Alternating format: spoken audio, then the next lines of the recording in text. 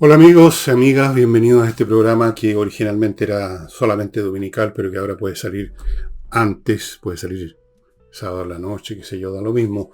Es un programa de media horita nada más que estoy dedicando ahora a sucesos extraordinarios, únicos o muy escasos, importantes o, si no importantes, curiosos que han ocurrido a lo largo de la traqueteada historia de la humanidad.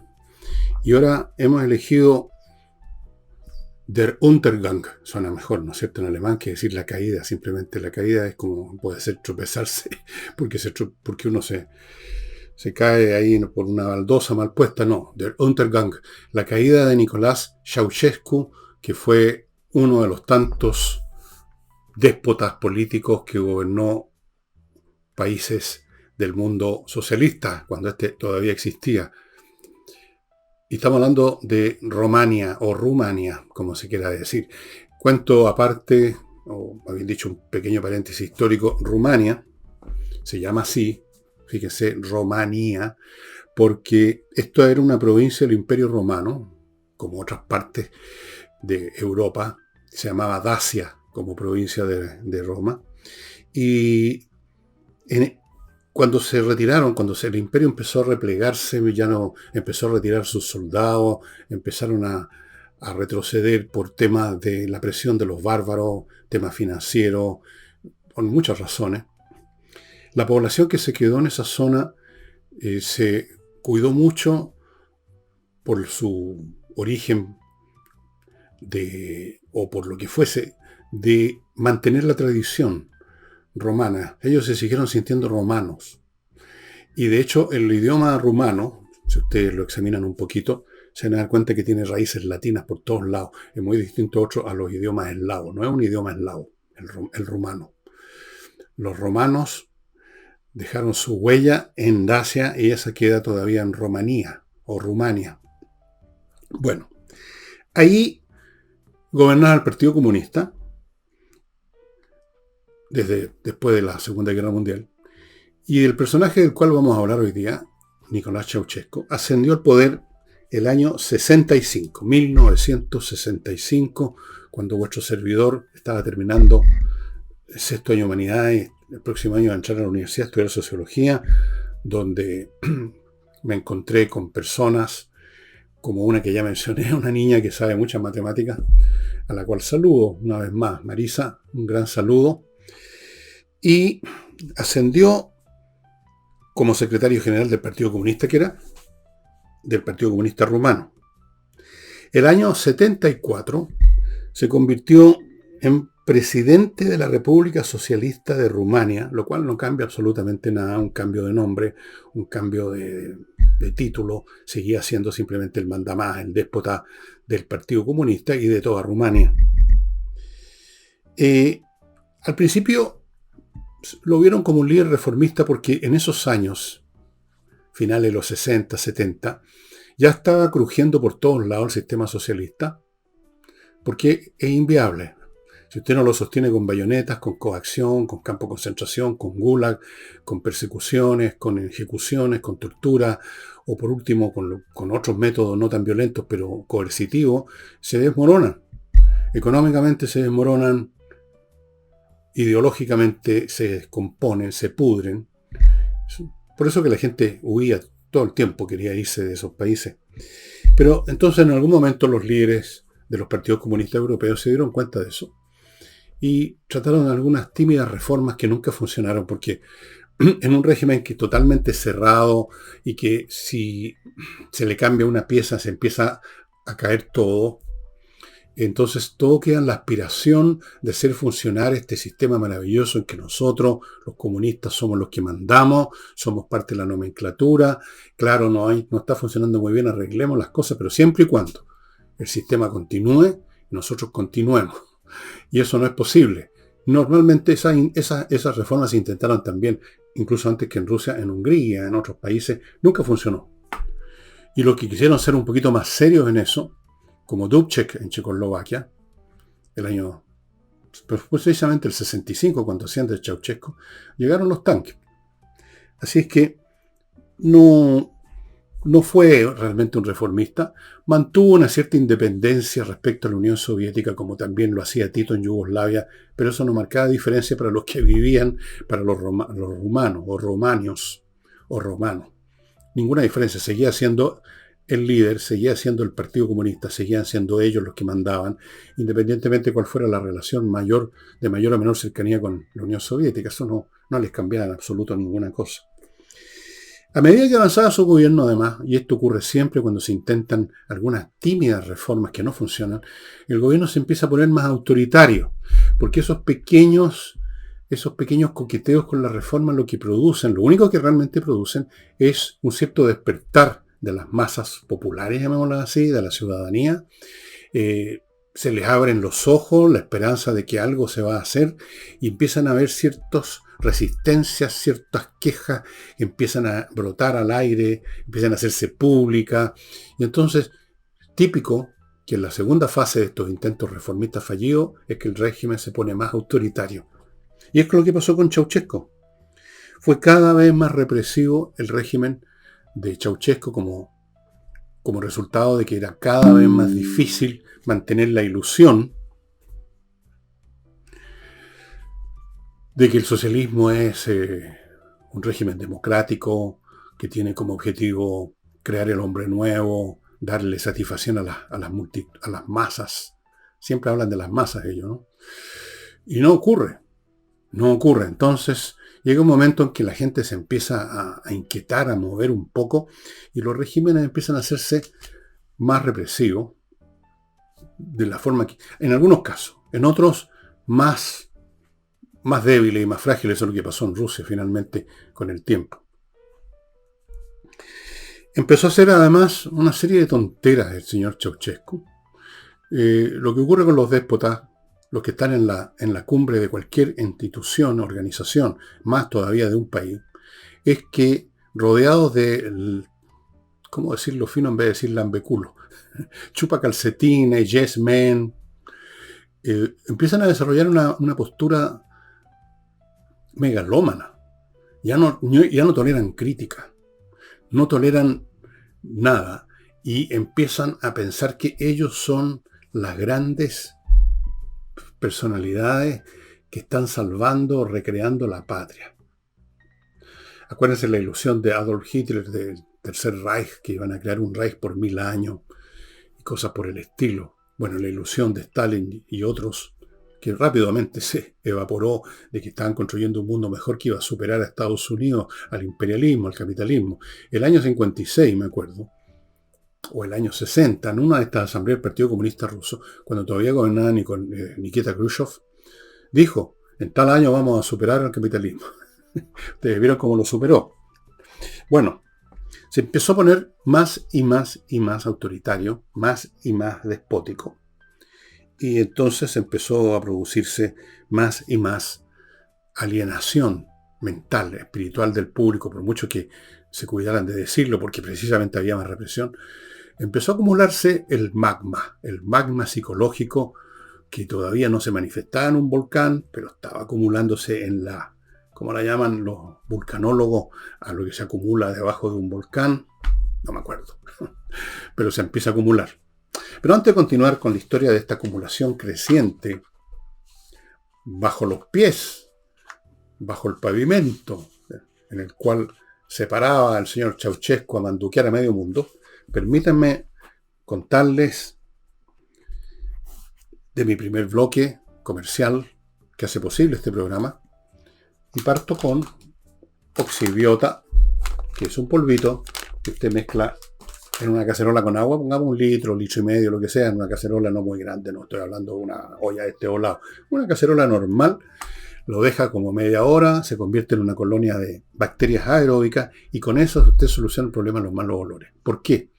Porque estas bacterias aeróbicas destruyen las anaeróbicas, que viven de la descomposición. Ellas son las que inician la descomposición de la materia orgánica. La materia orgánica, sin esas bacterias no pasa nada. Pero con las bacterias anaeróbicas empiezan a descomponerse. Al descomponerse significa que algunas moléculas son de gases que suben, ¿no es cierto?, se convierten en gases. eh, pestíferos, a veces son muy hediondos y a veces son muy tóxicos también. Entonces, si usted elimina las bacterias anaeróbicas, elimina el mal olor. Y eso es lo que hacen las que usted va a verter o vertir en el resumidero de la cocina, del baño, lo puede vaporizar en extensiones más grandes, el jardín, por ejemplo, donde hay mucha materia orgánica, y se acabó el problema por meses, estimados amigos. Oxibiota solo lo obtiene en oxibiota.cl. Continúo con el suplemento Vito, un suplemento alimenticio para sus mascotas. Usted le echa una cucharadita a lo que le va a servir de pellet, y ese pellet común y corriente se convierte en un pellet premium y sus mascotas van a estar en mucho mejor estado de salud y por lo tanto usted va a ahorrar un montón de plata porque los veterinarios, un ojo en la cara, no reprocho que cobren un ojo en la cara porque hoy en día todo cuesta, la salud para los humanos y para las mascotas es cara por muchas razones. Pero el hecho es que uno no quiere evitarse ese costo y usted se lo evita con el suplemento Evita Vito. No es que no se vaya a enfermar nunca, pero va a estar en mucho mejor salud, van a estar contentos. Continúo con conversas numéricas. Mi amigo, el ingeniero de Bochef, que ha desarrollado una manera de enseñar las matemáticas para niños con problemas que les cambia la vida porque les hace ver la matemática de otra manera. La matemática puede ser vista de muchas formas. Una de ellas es la mala, que es la manera como se muestra la matemática en los colegios, evidentemente, habitualmente. Puede que haya algunos que no, pero generalmente es un catálogo de fórmulas áridas, los libros son áridos, es un desastre. Yo también detestaba de cabros chicos las matemáticas, después me cambió la vida verlas desde otro ángulo y ya no tengo problemas con las matemáticas, pero los tuve, por cierto que sí. No me gustaba. Bueno, a muchos chicos les pasa eso y después eso les determina la vida porque andan evitando carreras, por ejemplo, buscan carreras que no tengan matemáticas. O sea, una cosa tremenda. Este ingeniero les cambia ese modelo mental, les hace ver la matemática como debe ser y se acabaron los problemas. Fuera de eso, este señor Doug prepara para la prueba de selección para la universidad y también ofrece unos cursillos muy entretenidos para cabros chicos de programación. Programación para niños, en todos los sentidos, el lenguaje de programación que se usa para niños, muy simple, muy entretenido, los disciplinas les hace muy bien. Póngase en contacto, ahí está el teléfono, los cupos son muy limitados y termino el bloque con Patricia Stocker, que es un grupo de profesionales que se dedica a registrar su marca comercial en Chile y en todo el mundo y a partir de ahí usted está tranquilo que se la van a renovar, se la van a defender, todo para que usted viva en paz con su marca. Bueno, continuemos con Ceausescu, que se estaba poniendo cada vez más despótico, cada vez más tiránico y megalómano. Empezó a gastar dinero con unos proyectos faraónicos, típicos de los regímenes tiránicos, todos ellos. Fíjese qué curioso, ameritaría un programa especial, esta asociación que usted siempre va a observar entre regímenes despóticos, donde el líder es casi como un dios, y grandes obras. Los faraones, las pirámides y otras cosas. Hitler, bueno, tenía unos planes arquitectónicos que algunos los materializaron y otros quedaron en maqueta. Tenía un arquitecto, no me acuerdo cómo se llamaba, que después fue ministro de armamento, un tipo que le hacía diseño, todas cosas grandiosas, gigantescas, inhumanas en cierto sentido, tremendas construcciones de cemento, millones de pilares gigantescos, una cosa en que los seres humanos quedaban minimizados, o como pasa con las pirámides. En el régimen soviético la misma cosa. El metro de Moscú, por ejemplo, es una obra faraónica. No es meramente un medio de transporte utilitario, es un palacio con lámparas de lágrimas, ¿no? Una cosa increíble, créanme. Y muchas otras obras por el estilo, y los monumentos enormes, líderes así de 500 metros de alto, blandiendo un martillo, lo que sea. Les gusta la estatuaria gigantesca a los déspotas. Quieren crecer en cemento también, no solo en poder político. Bueno, empezó a hacer eso y mientras tanto tenía una deuda externa cada vez más grande porque estos países, y eso le pasó a Hungría y a otros también, querían de algún modo suplir la ineficiencia de la economía impropia con crédito que les permitieran comprar en el podrido y satánico mundo capitalista. Y se endeudaron. Entonces la economía estaba cada vez peor y entraron en crisis. Bueno, siguieron pasando los años, se siguió acumulando, la caldera se llama, la caldera de este volcán, el magma. Y el primer síntoma, las primeras humaredas, los primeros temblores que señalaban que venía una erupción, se produjeron, aquí está todo fechado, el 16 de diciembre del año 1989 en Timisoara, una ciudad de allá, cuando hubo una protesta con el pretexto de apoyar, porque todas las protestas de este tipo masivas parten con un pretexto chiquitito para no, digamos, asomar demasiado la cabeza a la guillotina. Entonces se busca alguna cosa menor a ver, como para tantear las aguas. Y el pretexto fue apoyar a un pastor húngaro, László Tokes, que estaba siendo jodido en Hungría. Y hubo protestas en otras ciudades, hasta la capital de Rumania, que es Bucarest. Ahí quedó la cosa, ahí. Y luego viene un episodio que yo les he contado, porque hubo una persona, un chileno, una chilena, que era hija de un funcionario diplomático chileno, y que vio esta cosa y me la contó hace muchos años, y nunca la he olvidado porque es muy interesante.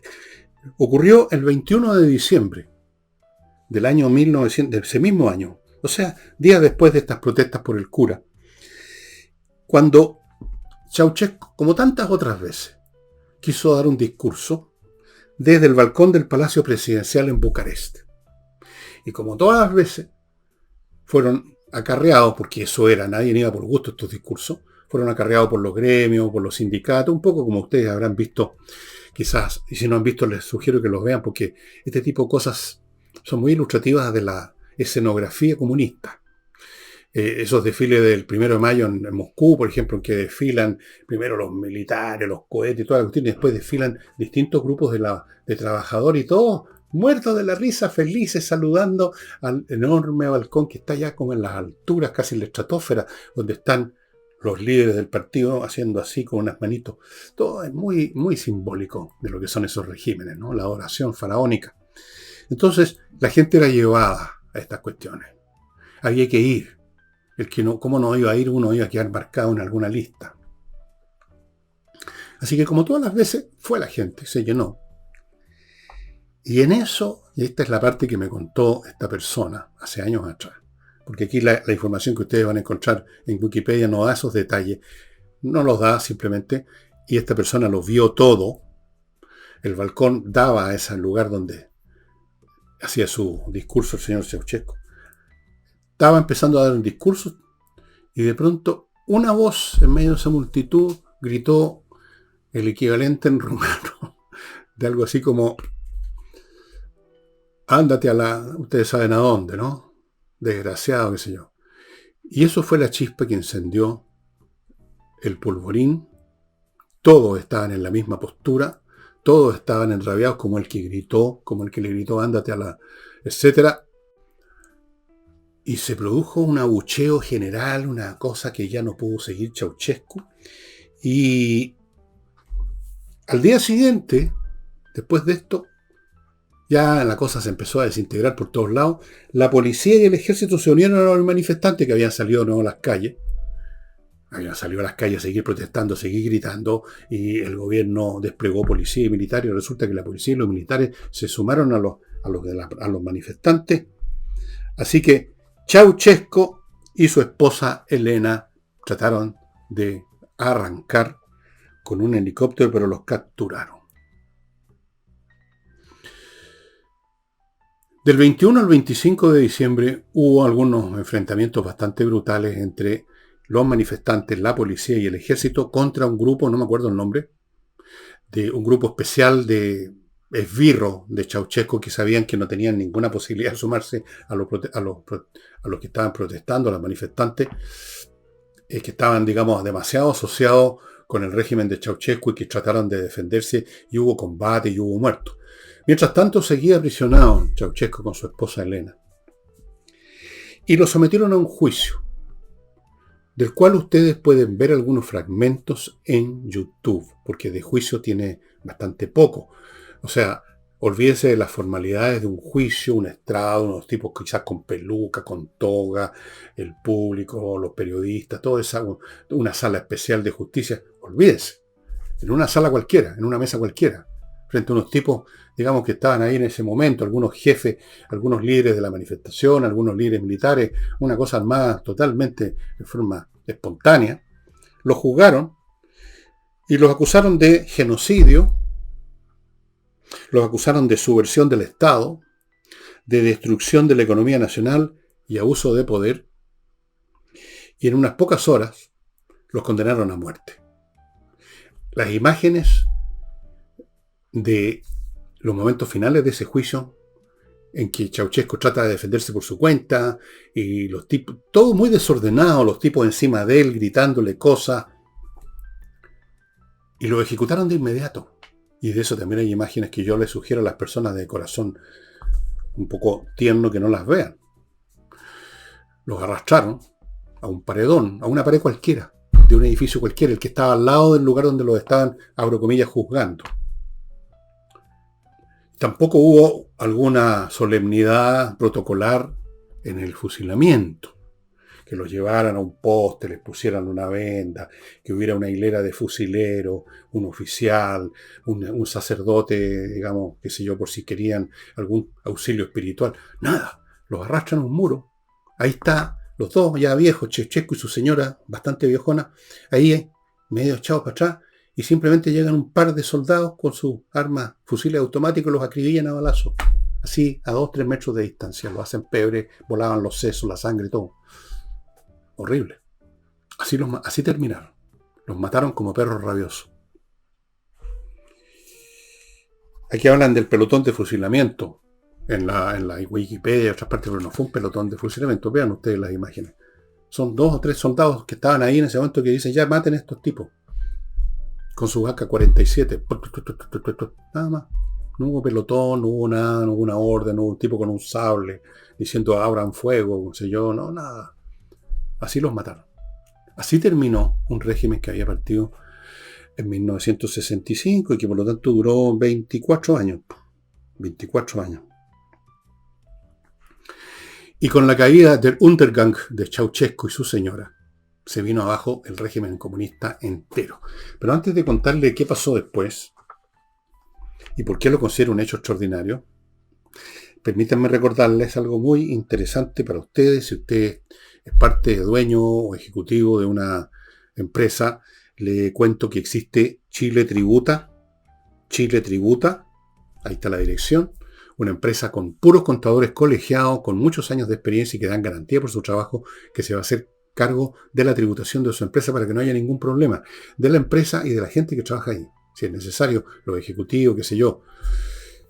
Los empleados es más fácil el asunto porque es automático el descuento, qué sé yo, por planilla, pero los ejecutivos que pueden tener otros ingresos, algunos boletean, no sé, ellos se hacen cargo de todo, pero especialmente de la organización, y es una cosa que vale la pena poner en manos de profesionales y expertos porque los mecanismos de tributación cambian todos los años, se complican, no sé por qué les encanta complicar las cosas, será para justificar las pegas, quizás en algunos casos buscan perfeccionar, así como se perfeccionó la democracia, entre comillas, en Chile, perfeccionan los pagos de impuestos.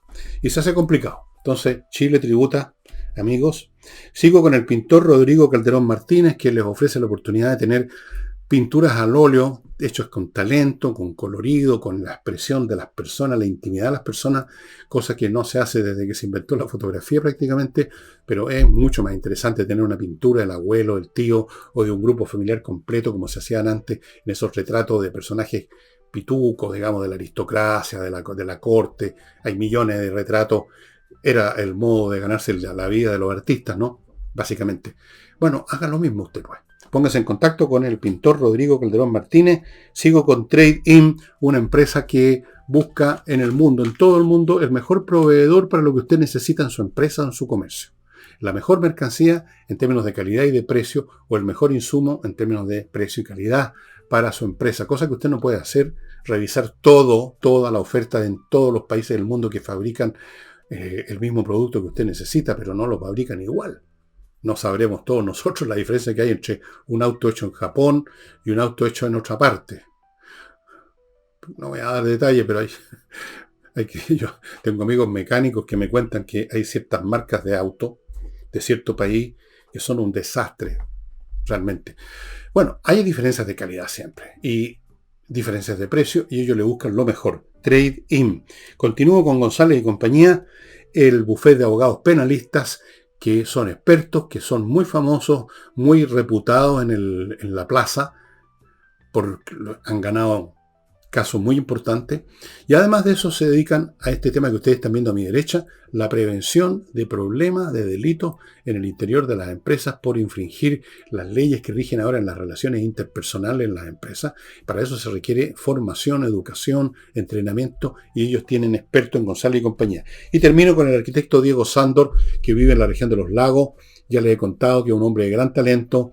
Ustedes pueden ver fotografías de interiores y exteriores, fachadas de lo que construye en esa zona, realmente muy hermoso, y además él se dedica a la construcción misma, no se dedica a entregar simplemente el plano a un constructor, él se mete en el asunto de arquitecto, se convierte en constructor, y entonces se garantiza que todo esté bien terminado. Fuera de eso, él se encarga de remodelaciones también.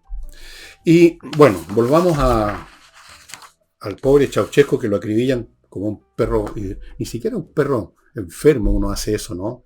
No, uno lo pone a dormir. A Ceausescu y señora no los pusieron a dormir, lo hicieron pedazo a balazo.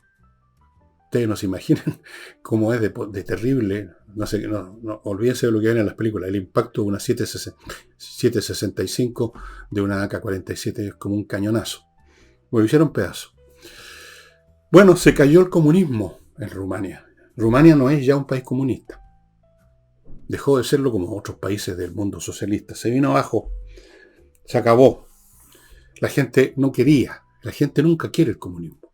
Solamente lo quieren los que no lo han vivido, los que no lo viven, los cabritos que se dejan hipnotizar con folletería, con discursos, con los adoctrinadores, los profetas y los gurúes del comunismo.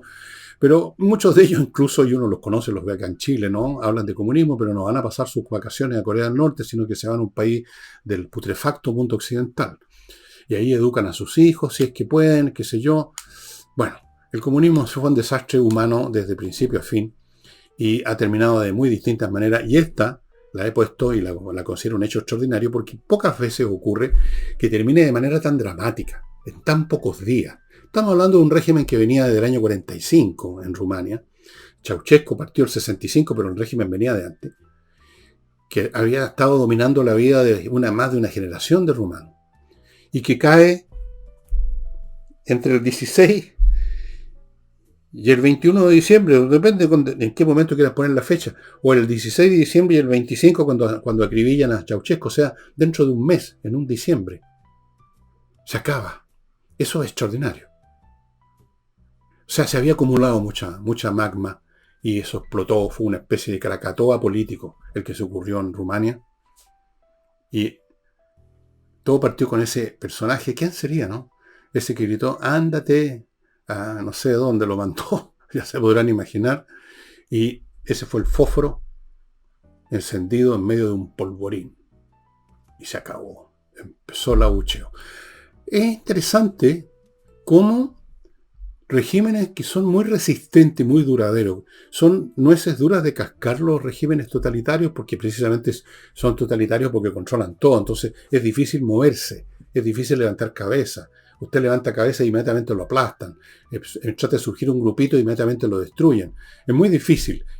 Cunde el miedo porque hay alguna gente que de repente desaparece. ¿Dónde está fulano que venía todas las mañanas aquí? Parece que lo fueron a buscar a su casa a las 3 de la mañana. Pero eso mismo produce una acumulación de frustración, de rabia, de ira, de resentimiento. Y ¡boom! Explota lo que va a pasar en Irán. Acuérdense lo que les digo, se los doy firmado aquí mismo, lo que va a pasar en Irán. Y quizás lo que va a pasar con Putin de repente, si sigue el desastre que es para Putin la guerra con Ucrania, ya llevan entre paréntesis 750.000 de bajas. ¿Para qué hablamos de las pérdidas materiales que son inmensas? Prácticamente hay fotos satelitales de los lugares, de los sitios donde tenían estacionado miles de tanques, de todas las épocas, incluso desde el fin de la Segunda Guerra Mundial, miles de tanques, y ahora las fotos satelitales muestran que están casi vacíos porque los han ido sacando y los ucranianos se han encargado de irlos descomisionando, desmilitarizando. Estos regímenes terminan de esa manera, brutalmente, con protestas, pero este es especialmente brutal, la manera, el modo, el hecho que esté documentado en video, todo eso lo hace un hecho extraordinario. No único, pero sí extraordinario por la rapidez, por la forma y por el resultado. O sea, estamos viendo no simplemente un cambio, sacar un dictador para poner otro, como en un golpe de Estado, con esos golpes militares, así que salía Juana y entraba Chana. No, el régimen completo, un modo de vida, se desplomó de un viaje.